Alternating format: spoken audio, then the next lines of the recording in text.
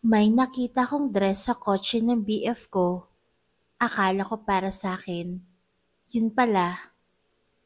Merong circle of friends ng boyfriend ko na nagsiselebrate lahat ng friendship anniversary. This year, ang theme, medyo formal. Bibili sana ako ng dress pero meron akong nakita sa paper bag sa kotse ng BF ko. Medyo nakatago sa ilalim ng upuan. Sakto, nag-CR siya, tinignan ko. Inassume ko na binili niya para sa akin. Hindi muna ako bumili. Hinihintay ko siya na magsabi na wag na akong bumili ng dress.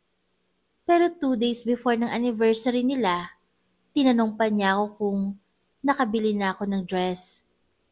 Sa isip ko, teka, kanino niya ibibigay yung dress?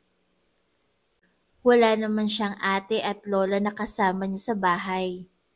Sa araw ng party, ang sumalubong sa amin para i-welcome kami ay yung pinaka-lead nila.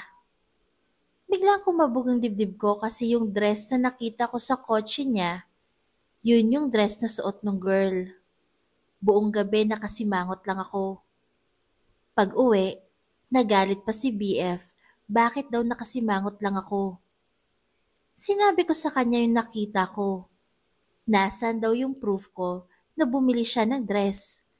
Wala akong napakita kasi in-expect ko, ibibigay sa akin yun.